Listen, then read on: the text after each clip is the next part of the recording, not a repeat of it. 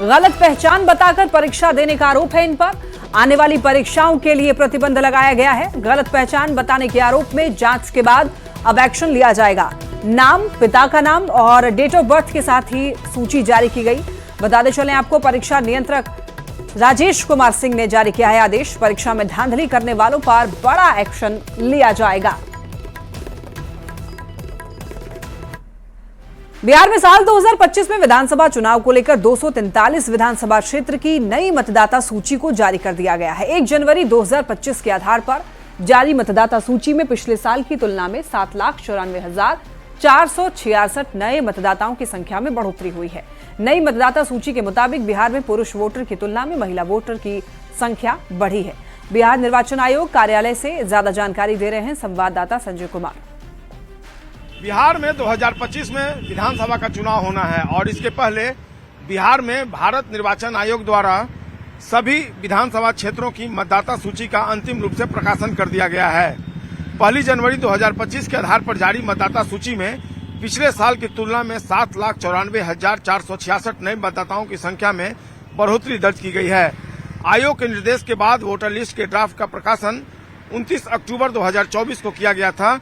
इसके बाद मतदाताओं से नाम शामिल करने और हटाने को लेकर आवेदन पत्रों की मांग की गई थी। इस दौरान मतदाता सूची में नाम शामिल करने के लिए 12,03,900 मतदाताओं की तरफ से आवेदन दिया गया था।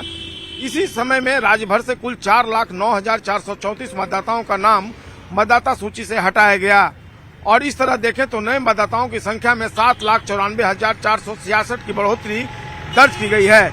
साल 2025 की अंतिम मतदाता सूची के प्रकाशन के बाद राज्य में अब मतदाताओं की संख्या बढ़कर 7,80,22,933 हो गई है और कुल मिलाकर देखें तो बिहार में पुरुष वोटरों की तुलना में महिला वोटरों का एनरोलमेंट जो है वो बढ़ गया है।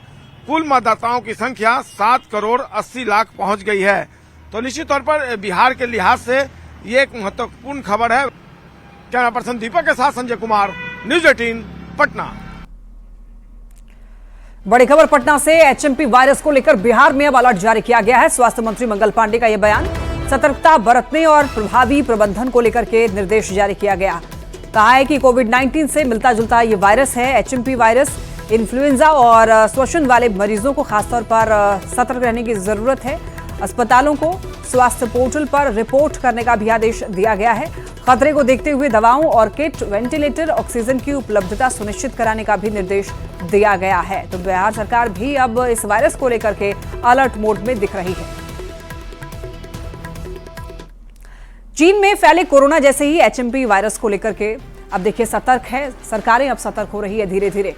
चलिए बढ़ते हैं खबरों में आगे। भागलपुर के जवाहरलाल नेहरू चिकित्सा अस्पताल में एचएमपी वायरस को लेकर के पूरी तरीके से अब तैयारी की जा रही है। अस्पताल में वायरस को लेकर 40 बेड फैब्रिकेटेड वार्ड बना दिया गया है और मरीज के पॉजिटिव होने पर उसके सैंपल को कलेक्ट करके पटना भेजा जाएगा। बता दें आपको, देश में अभी तक कुल 9 मरीज इस वायरस की चपेट में आ चुके हैं, जिसको लेकर स्वास्थ्य विभाग ने लोगों से अपने हाथ को लगातार धोने के साथ साथ कई गाइडलाइंस भी जारी की है और लोगों से सावधानी बरतने की अपील की है।